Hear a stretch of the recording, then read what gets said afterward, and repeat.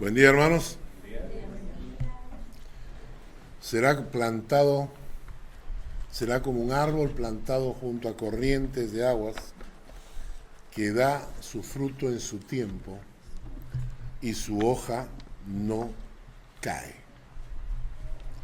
Esa es una expresión en el hebreo que significa que es un árbol que no tiene otoño. Sus hojas no se secan. Sus hojas no necesitan entrar a un invierno. Y para entrar al invierno, ¿qué es lo que pasa?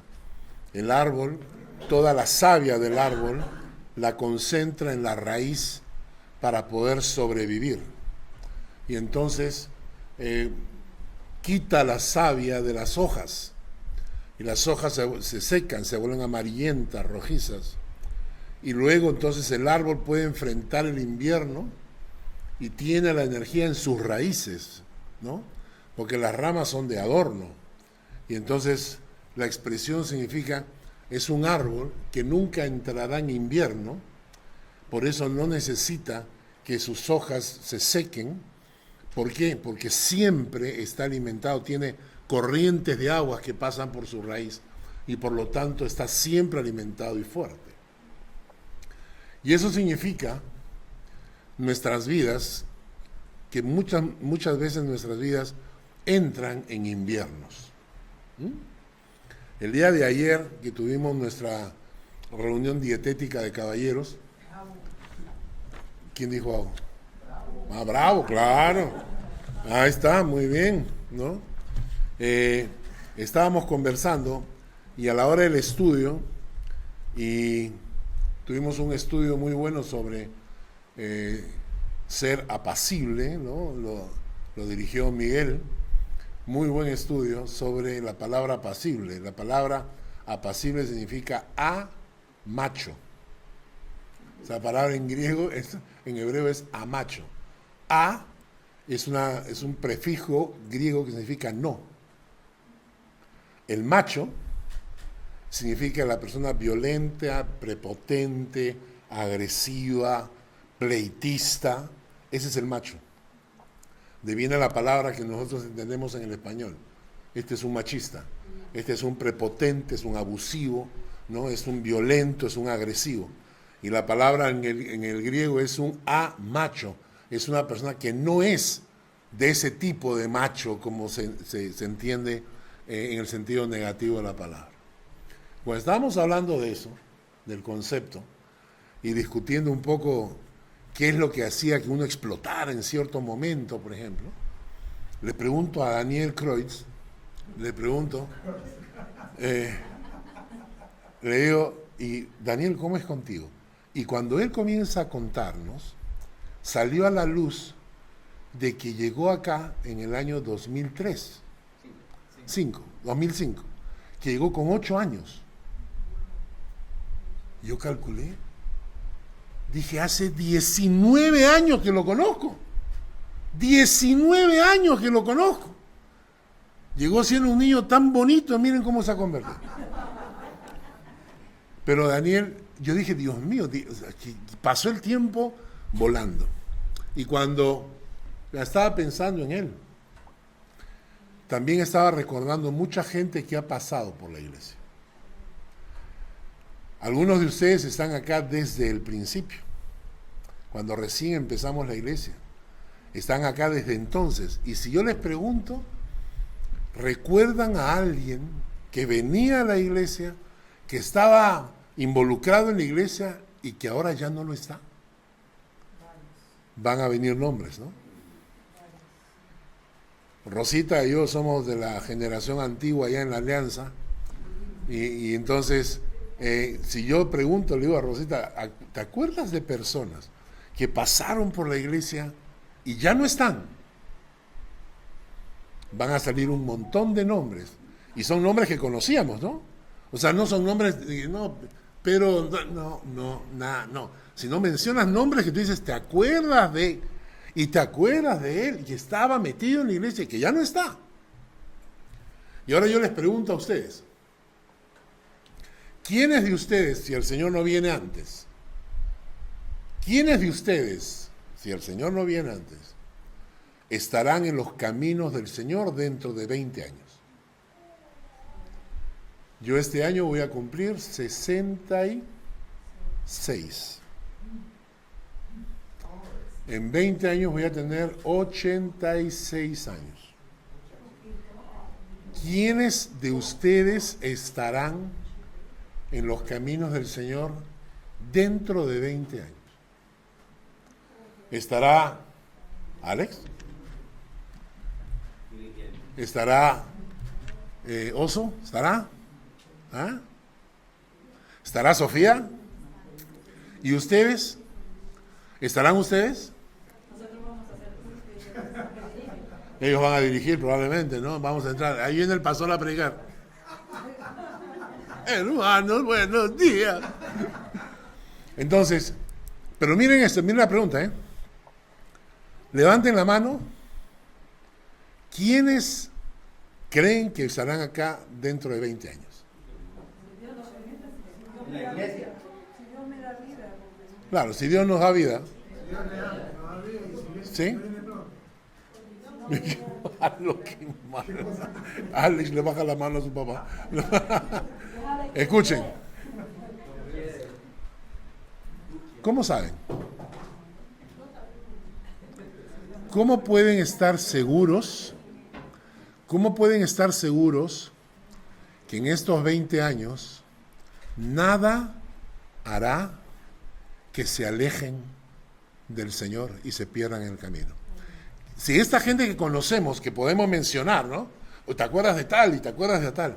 Y cuando estaban en la iglesia estaban involucrados, estaban metidos. Yo me acuerdo. Estaba pensando yo en personas que estábamos en Niedergösgen. Y que cuando yo llegaba, yo veía, ahora por ejemplo, entramos a la cafetería con Hugo y no estaba todo silencioso, ¿no? Porque no había nadie, Janet está de viaje, ¿no? Y yo me acuerdo de Niedergösgen cuando llegábamos y teníamos la cafetería ahí, la cocina, y veo las caras de la gente que estaban allá sirviendo, que no están ahora. O están en otra iglesia o no están en ninguna. Entonces, ¿qué te asegura a ti en tu corazón? Que dentro de 20 años seguirás en los caminos del Señor y el diablo no usará de algún método, una técnica, algún engaño para sacarte. ¿Creen? La seguridad de estar en Cristo. Pero creo que hay un punto muy importante. Es el lugar que el Señor ocupa en tu corazón y es el lugar que la palabra ocupa en tu corazón. Hemos aprendido el Salmo 119, estamos hoy día estudiando. El tema del Salmo 119 ya lo hemos visto varias veces, ¿no? La reacción de un corazón que llega a comprender que detrás de la palabra de Dios se esconde el profundo y eterno amor de Dios por nosotros. Dicen, según las nuevas leyes del Internet, que cuando se utiliza inteligencia artificial hay que mencionarlo. La foto que ustedes ven ahí es creada por inteligencia artificial. Le pedí a la página de inteligencia artificial de Windows, le dije, quiero una Biblia con un corazón. Y esta fue la imagen que creó. Miren, increíble, ¿no? Entonces, el Salmo 119 es la reacción de un corazón que llega a comprender que detrás de la palabra de Dios se esconde el profundo y eterno amor de Dios por nosotros. Ahora, pensando en esto de la palabra, estábamos de viaje con mi esposa en Italia y yo estaba pensando en la prédica de hoy. Y en cierta manera descubrí que hay una relación y que la relación con la palabra de Dios tiene ciertos niveles como yo me relaciono con la palabra de Dios. Y que hay más o menos una relación similar cuando yo me relaciono con una persona. Por ejemplo, el primer contacto, en los niveles de relacionarme con alguien, el primer contacto es cuando te hablan de ella, ¿no? O sea, te mencionan a alguien, ¿no? Y te dicen, oye, ¿has conocido a esta chica que está viniendo? ¿Ah? O a este chico, ¿no? O sea, ¿has conocido a esta persona? Y entonces te mencionan, te cuentan sobre él, ¿no? Y tú preguntas, ¿pero qué tal es? ¿Y cómo es? Y, ¿no? Y uno lo va describiendo. No lo conoces, te lo describen. Hay otra persona que lo conoce y te lo describe, ¿no? Ah, sí, esta chica, una chica alta, es una chica guapa, es una chica así, es una chica así, ¿no? O un chico, ¿no? Dale con el chico. Entonces, ¿de acuerdo? Entonces te lo describe. El segundo nivel es cuando la conoces personalmente, ¿no? Entonces, cuando te presentan, te dicen, oye, ¿te acuerdas que te estaba hablando de tal persona? Ahí está. Y entonces tú, y te has hecho una imagen o te has hecho una idea y puedes salir diciendo que bien o puedes salir decepcionado diciendo, suma eso, ¿no? Entonces, tienes el segundo nivel, es cuando la tercera es cuando ya te relacionas con esa persona y empiezas a conocerla más profundamente, ¿no? Entonces te sientas y conversan y hablan y te cuentan. Para mí me encanta la reunión de caballeros porque es un tiempo para hablar, ¿no? Y como no están las esposas, entonces podemos hablar con confianza. Y entonces ayer estábamos en la reunión hablando de qué es lo que te hace explotar, ¿no? ¿Qué es lo que te hace explotar? ¿Quién explota más rápido, tú o tu esposa? ¿No es cierto? Y no saben lo que nos han contado. Uno dice, tiene carita tan inocente y fíjate la joyita que es. No voy a mirar a nadie, pero entonces la cosa es que, y todo el mundo comenzó a contar, cuando ya comienzas a conocer personalmente y te relatan. El cuarto nivel es cuando memorizas sus gustos y lo que te disgusta. Cuando tu relación está yendo un poquito más allá, ¿se han dado cuenta de que existe esto? Empiezas a memorizar lo que le gusta. Le gusta el chocolate blanco y no el negro. Le gusta el ceviche. No come ceviche, ¿no? O no come caucao. Mi esposa no come caucao, es un plato tan rico peruano, riquísimo, mondonguito. Rosa tampoco come caucao. Ay, Dios mío, nosotros que venimos de los pueblos jóvenes de abajo, de las canteras de la ciudad. No, pero ya comienzas a memorizar. Entonces, por ejemplo, una amiga que venía a la casa este viernes me llama y me dice, Carlos, estoy yendo para allá para trabajar con la computadora, por favor, ayúdame, estoy llevando caucao. Yo inmediatamente le dije, Lucy no come, porque yo tengo memorizado lo que a ella le gusta, ¿no es cierto? Y entonces ella me dijo, no importa, ya preparamos otra cosa para Lucy, ¿no? Pero este es el cuarto nivel, cuando tú ya memorizas lo que le gusta y lo que no le gusta, y lo haces en forma natural, en tu casa, por ejemplo, en el desayuno. No preparas el huevo con salchicha porque a tu esposa no le gusta la salchicha. A ella le gusta el huevo solo, ¿no es cierto?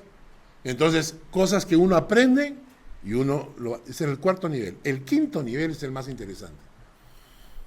El quinto nivel es cuando ya no dejas de pensar en ella. Esto es cuando te has enamorado. Y cuando te has enamorado, lo que me contaba Hugo hoy día,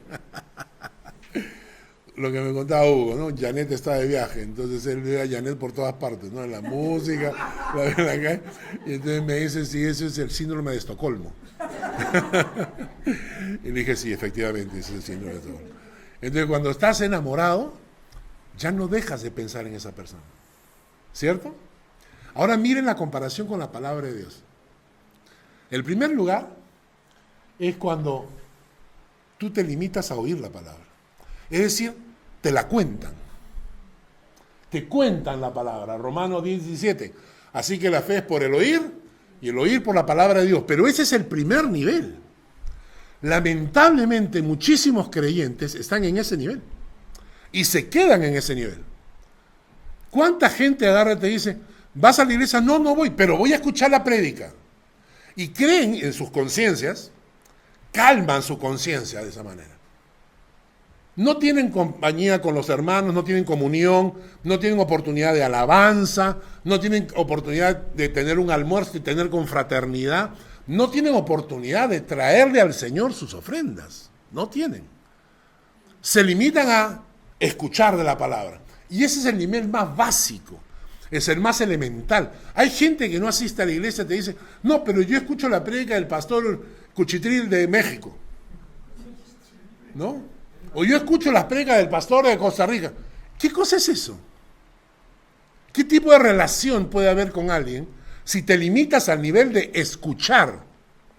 ¿Es bueno escuchar la palabra? Claro que sí. No es malo escuchar la palabra, pero es el nivel más básico, oír la palabra de Dios. El segundo es cuando empiezas a conocer. Cuando ya conoces la palabra, empiezas a leerla. Entonces ya no te la cuentan. Ahora ya la agarras y tú mismo la empiezas a leer. Muchísima gente cristiana no tiene tiempo, porque tienen demasiadas actividades, no tienen tiempo para leer la palabra eterna del Dios que los ama y que les ha dado la palabra para sus vidas. Y la palabra nos enseña, ¿no? Se me está adelantando el muchacho. El tercer nivel es estudiar la palabra de Dios. Es cuando profundizas. Escudriñar las escrituras, dijo el Señor. ¿Ah? Escudriñad, investigad las escrituras. ¿Cuánto creyente desobedece este mandamiento? ¿Se puede sorprender? Claro, cuando tenemos un problema, Señor, por favor, ayúdame, por favor, Señor. Y entonces Dios tiene que responder. Y cuando Dios te dice, ¿tú obedeces la palabra? Sí, claro. ¿Sí? ¿Escudriñas las escrituras? Es el tercer nivel, cuando ya estás en tu relación con Dios y estás profundizando en su palabra. La cuarta es, obviamente, cuando memorizas la palabra de Dios, ¿no? Cuando aprendes las cosas que a Dios le gustan y a Dios les disgusta. Esas son las memorizar la palabra de Dios. Pero cuando te enamoras de la palabra de Dios, ya no puedes dejar de pensar en ella. Y a eso la Biblia le llama meditar en su palabra. Cuando ya no puedes dejar de pensar en la palabra de Dios porque estás enamorado de la palabra de Dios. ¿Será por eso que cuando le preguntaron a Jesús, dijo, amarás, utiliza el término, amarás al Señor tu Dios con todo tu corazón, con toda tu alma, con toda tu mente y con todas tus fuerzas? ¿Qué parte de ese mandamiento no entendemos, hermanos? ¿Qué parte de ese mandamiento no lo entendemos? Amarás al Señor tu Dios con todo tu corazón, con toda tu alma, con todas tus fuerzas, con todo tu ser. ¿No creen que eso implica amar la palabra de Dios también?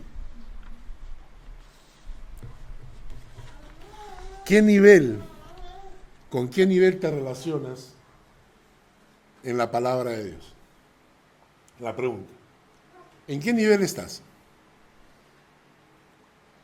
¿En qué nivel estás? En tu relación con la palabra eterna de Dios. ¿Y sabes por qué? Porque esta respuesta es lo que contesta a mi primera pregunta. ¿Cómo sabes tú que estarás en los caminos del Señor dentro de 20 años? Y la respuesta está en qué nivel te relacionas con la palabra de Dios. Les aseguro que si tu nivel es simplemente el de escuchar la palabra, es muy probable que en algún momento te alejes del Señor por alguna razón, cualquiera. Un trabajo, una persona, ¿no? Cualquier razón. Si tú estás en el último nivel de meditar en la palabra, es probable que seas de los que sobrevivan dentro de 20 años. Así que vamos a definir qué cosa es meditar en la palabra de Dios. Y miren inteligencia artificial. Le pedí un niño abrazando una Biblia. y me dio esto. ¿No? ¿Se dan cuenta de la cantidad de gente que se va a quedar sin trabajo?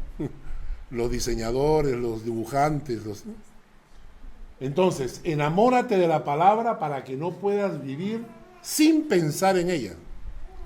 Así empezarás a meditar en la palabra de Dios. ¿Se equivocó? Mira, está bien. ¿Cierto? Cierto. ¿Ya? Entonces, meditar en la palabra. ¿Ya? Meditar en la palabra. Vamos al Salmo 119. Vamos al Salmo 119. La porción que nos toca hoy día, desde el versículo 97 hasta el 104. ¿Ya?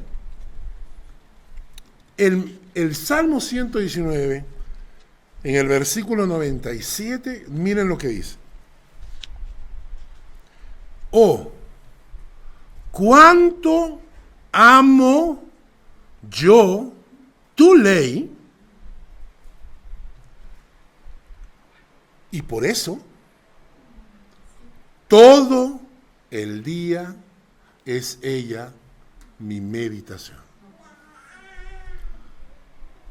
¿Por qué todo el día es ella mi meditación? ¿Por qué todo el día estoy meditando en la palabra de Dios? Porque amo la palabra de Dios.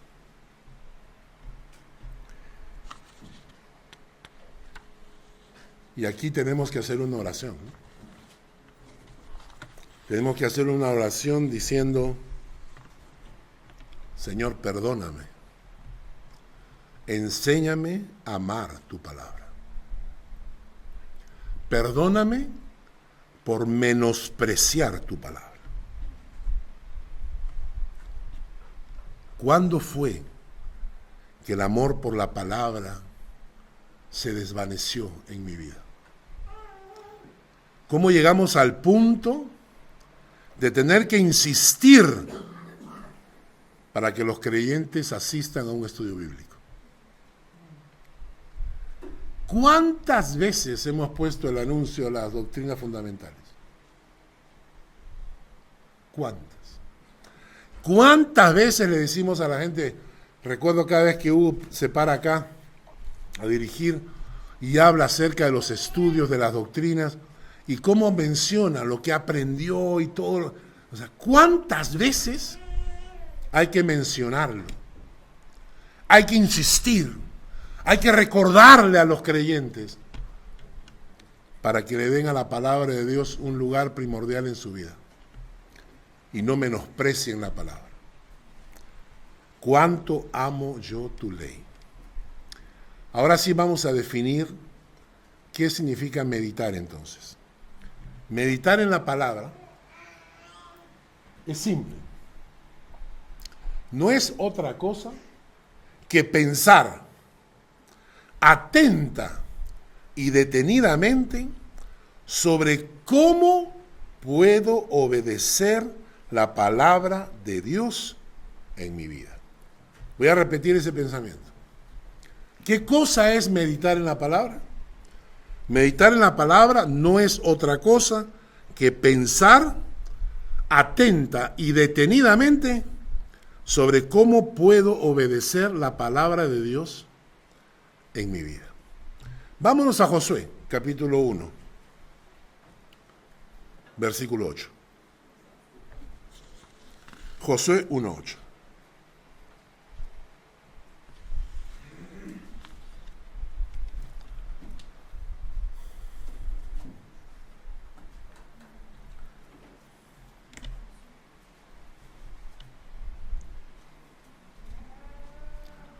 Nunca se apartará de tu boca este libro de la ley, sino que de día y de noche meditarás en él. ¿Para qué? Para que guardes y hagas conforme a todo lo que en él está escrito.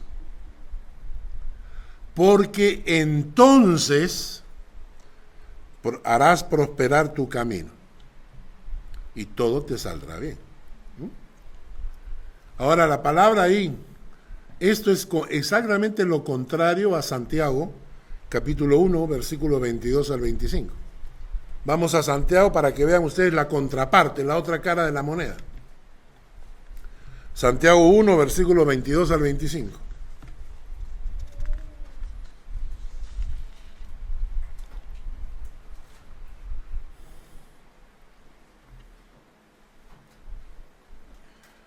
Dice, pero sed hacedores de la palabra, y no tan solamente oidores, engañándoos a vosotros mismos. 1:22. Sed hacedores de la palabra, y no tan solamente oidores, engañándoos a vosotros mismos. O sea, solamente los oidores, ¿qué están haciendo? Se están engañando a sí mismos. ¿Por qué?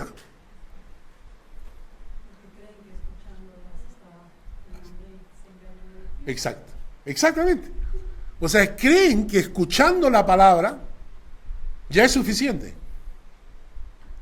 Mi abuela siempre me decía, cuando era chiquito, me decía, vamos a escuchar misa, me decía. Vamos a escuchar misa. Yo le decía, ¿cuál es el truco? No, es que hay que escuchar misa, ya con eso es suficiente. No, si lo vives o no lo vives es otro tema. Pero vamos a escuchar misa, me decían. Y entonces este pasaje te dice que el que solamente escucha la palabra se está engañando a sí mismo, solito se está engañando a sí mismo. Versículo 23. Porque si alguno es oidor de la palabra, pero no hacedor de ella, es semejante al hombre que considere en espejo su rostro natural. Él se considera a sí mismo, se va y luego olvida cómo era. Mas el que mira atentamente en la perfecta ley, mirar atentamente, meditar en la palabra y persevera en ello, no siendo oidor olvidadizo, sino hacedor de la obra, este será bienaventurado en todo lo que hace. Es exactamente la otra cara de la moneda. Volvamos a Josué. Meditar en la palabra, entonces, no es otra cosa que pensar atenta y detenidamente sobre cómo puedo obedecer la palabra de Dios en mi vida. Y no es lo de Santiago, el oidor que se engaña a sí mismo, ¿no?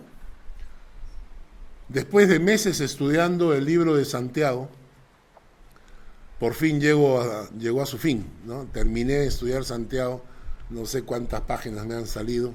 Algún día vamos a estudiar Santiago acá en la iglesia, con todo lo que aprendí durante estos meses que estaba estudiando el libro. Pero termino con este pensamiento en Santiago, ¿no? Elías, dice, era un hombre sujeto a pasiones como nosotros, pero oró, y por 3 años y medio no llovió. Y volvió a orar, y empezó a llover. Y eso se me grabó en el corazón. Y yo decía, qué piltrafa humana soy yo, que me pongo a orar y no para, eso de la lluvia sigue lloviendo. O sea, ¿qué cosa tenía Elías que me falta? ¿Qué cosa tenía Elías que no tengo yo, que todavía necesito aprender?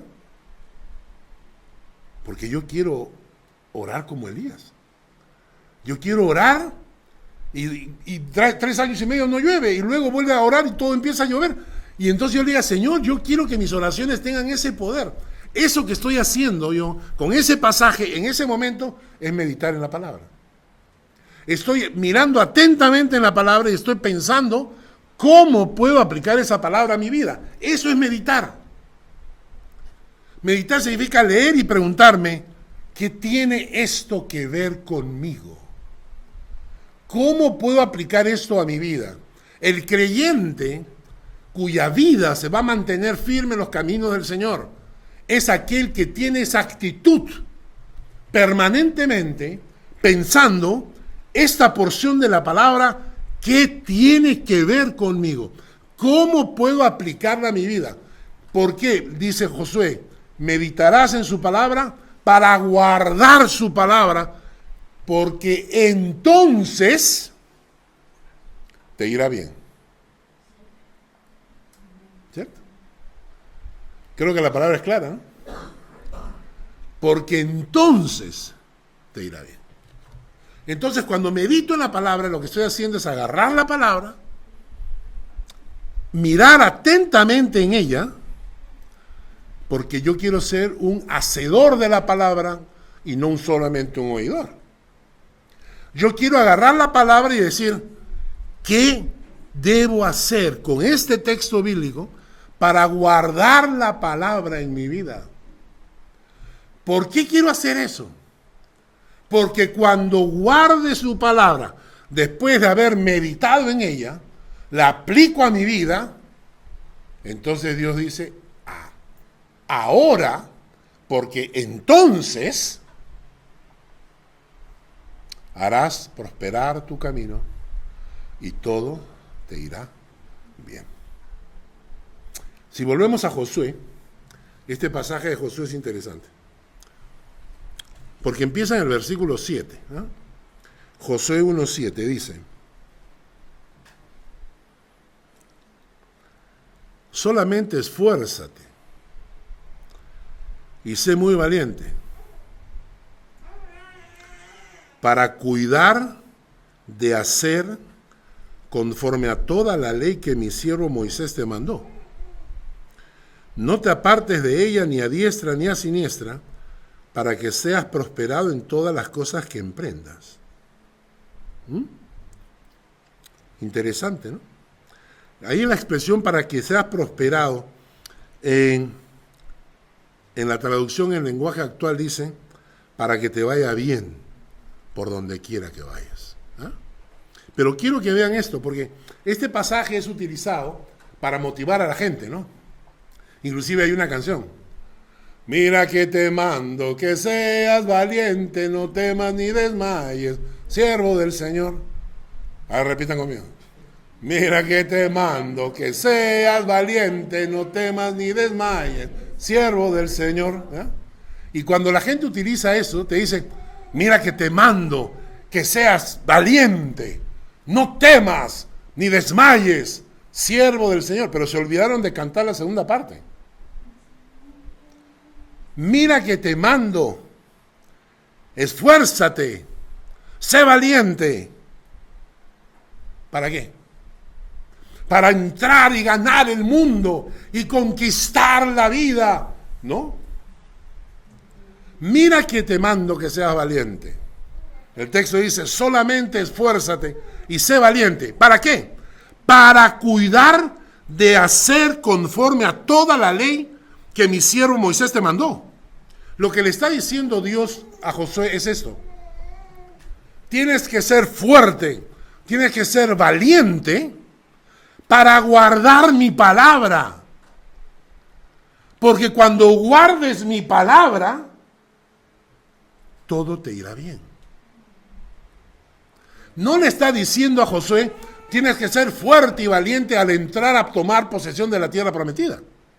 No. No le está diciendo, Josué, tienes que ser valiente para conquistar Jericó. No. Le está diciendo, tienes que ser valiente para guardar mi palabra en un mundo que te va a criticar por guardar la palabra de Dios. Tienes que ser valiente para enfrentarte a una sociedad que habla mal del Señor. Y tienes que ser valiente para guardar la palabra. Y entonces esfuérzate y sé valiente. ¿Para conquistar el mundo? No, para conquistar nada. Para guardar la palabra de Dios. Porque cuando guardes la palabra de Dios, todo te irá bien. ¿Por qué?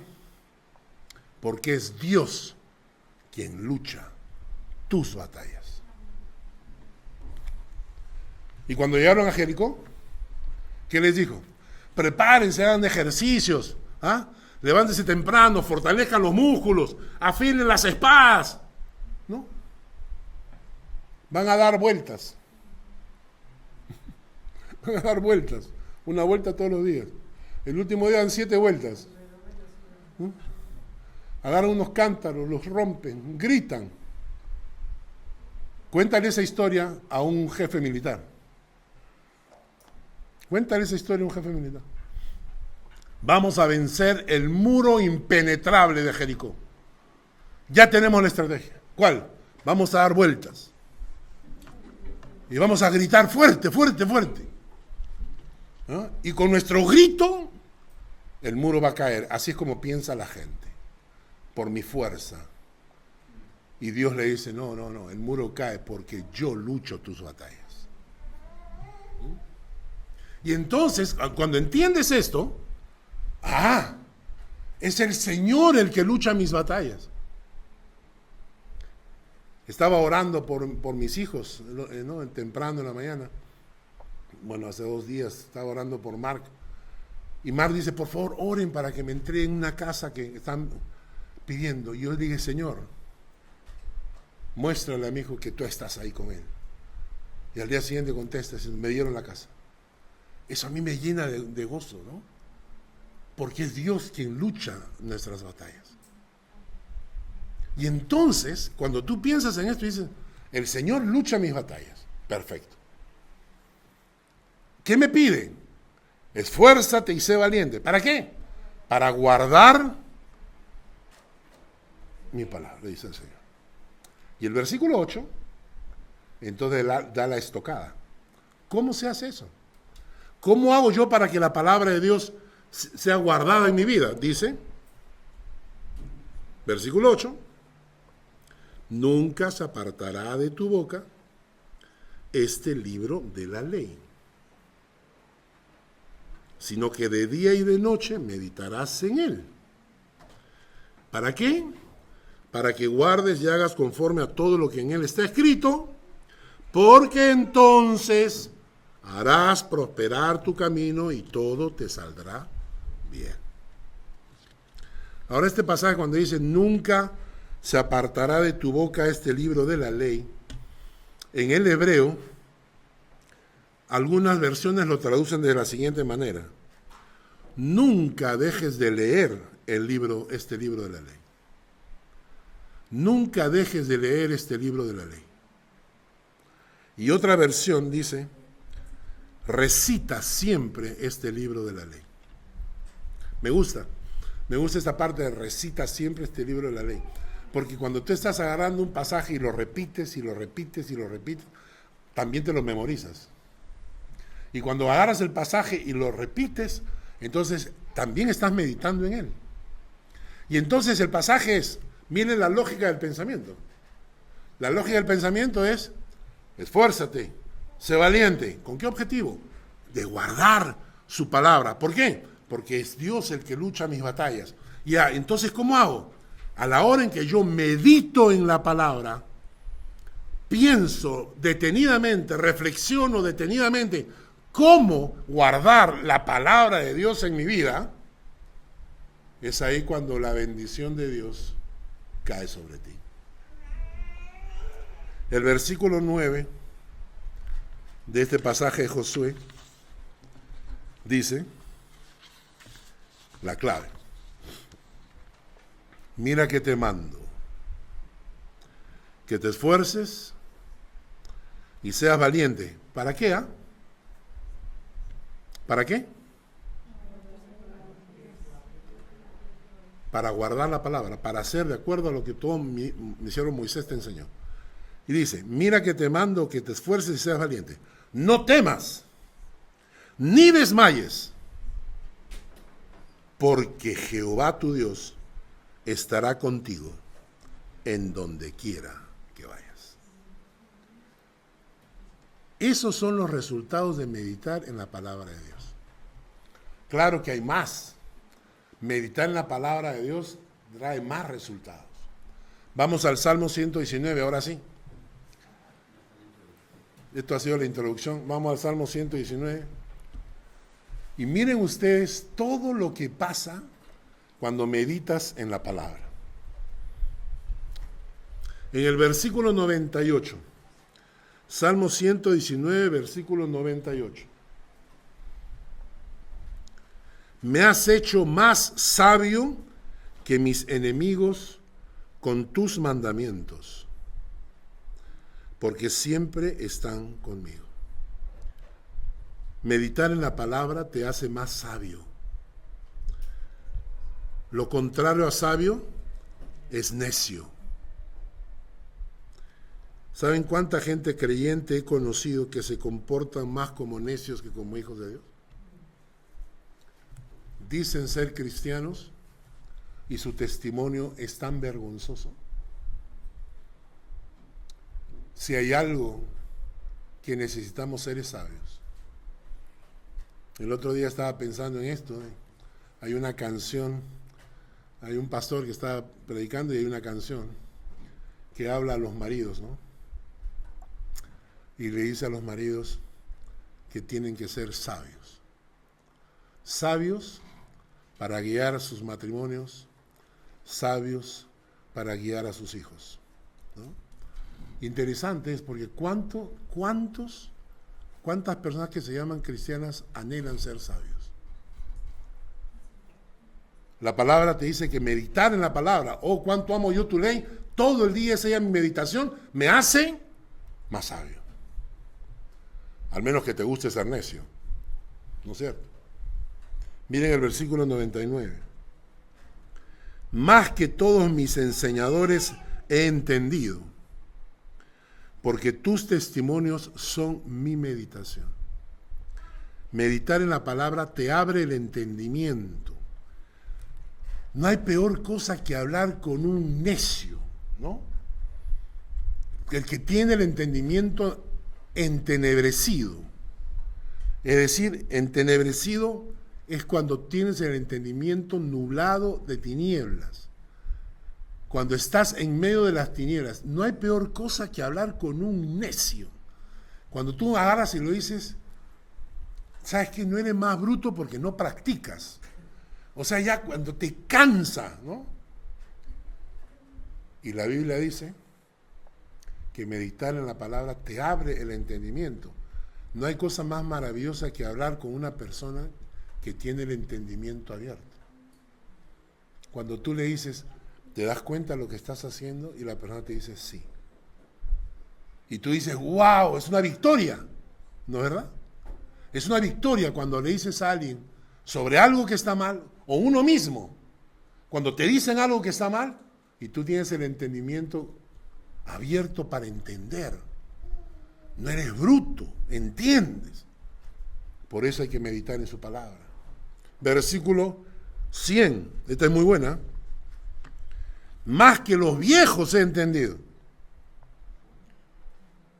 Más que los viejos he entendido, porque he guardado tus mandamientos. Dicen que el diablo sale más por viejo que por diablo, ¿no? Nosotros los que estamos jovencitos mayores, ustedes, no sé, cuando hablamos y vemos a nuestros hijos, y a veces yo con Lucy discutimos, no entienden, ¿no? Y mis hijos, no, papá, por favor, ¿no? Déjame experimentar a mí, ¿no? Y tú dices, ¿sabes lo que va a pasar, no? Nosotros lo hemos pasado. Quisiéramos que nuestros hijos supieran la sabiduría que uno tiene, que ha adquirido en años, y entonces, pero ellos no. Yo tengo que experimentar, y uno dice, pero por Dios, ¿no? Uno sabe, uno por experiencia, ¿no? Y dice la Biblia que si meditas en la palabra, te hará más sabio que los viejos. La palabra de Dios te da una sabiduría por encima de la sabiduría humana. Como los padres aquí han volteado a ver a sus hijos, así interesante. Yo no tengo hijos a quien mirar, así que no importa. Versículo 101. De todo mal camino contuve mis pies para guardar tu palabra.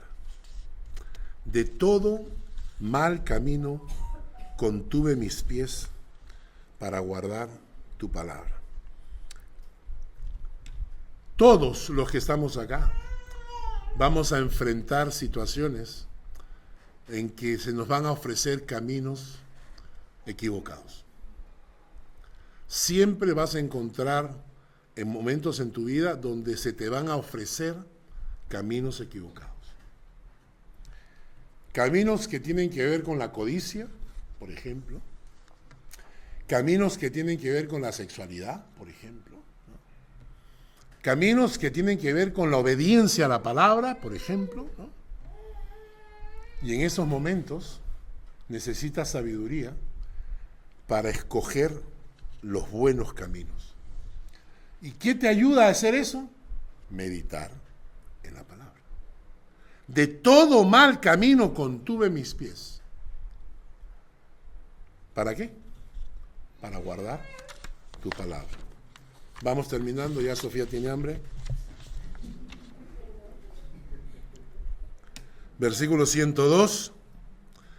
No me aparté de tus juicios, porque tú me enseñaste.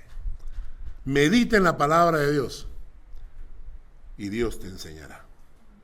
La palabra dice que el Espíritu Santo, cuando Jesús habló del Espíritu Santo, dice que Él vendrá y que Él los guiará a toda verdad.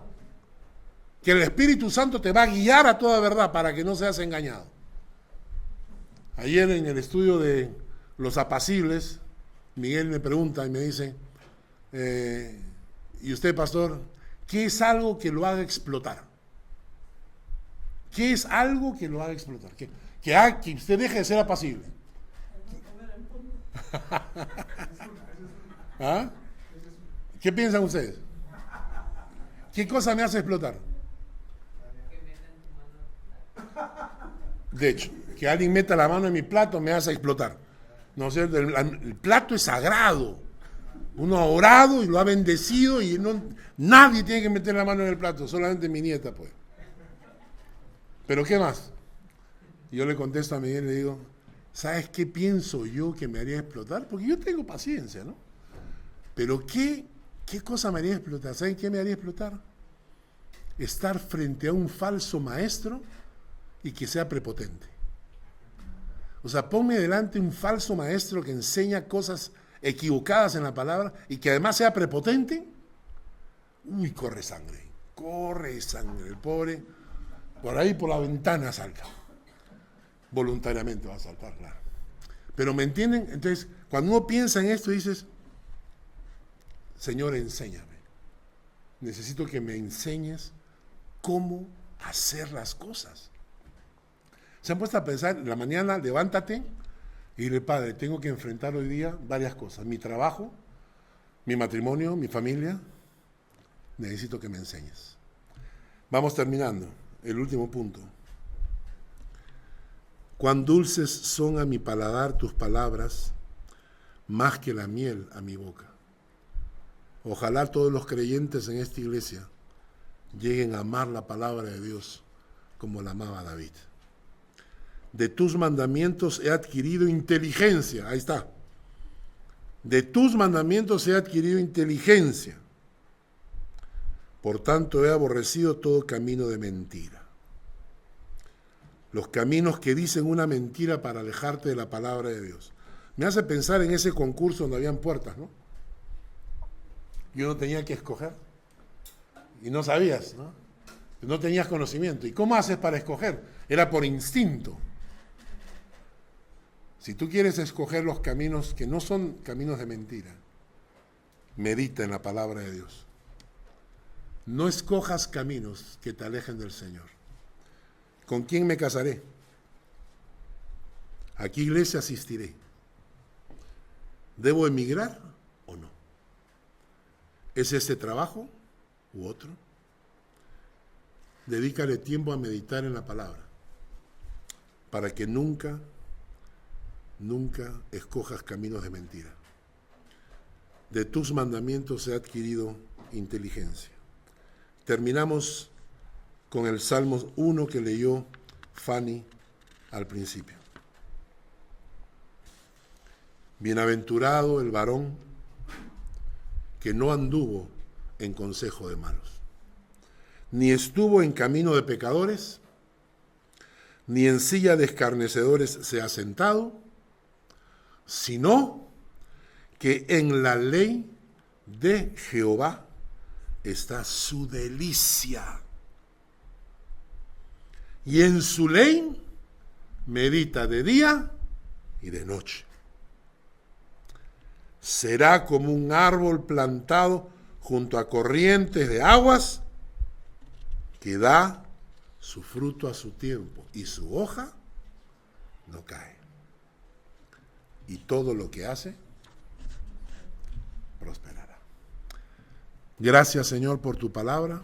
Gracias por este salmo. Gracias, oh Dios, enséñanos a meditar en tu palabra.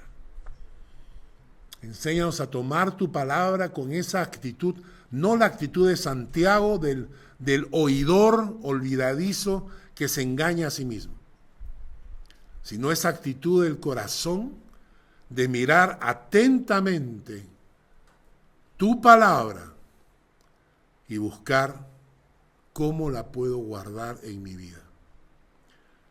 Porque ese es el único camino que puede asegurarnos estar en tus caminos dentro de 20 años.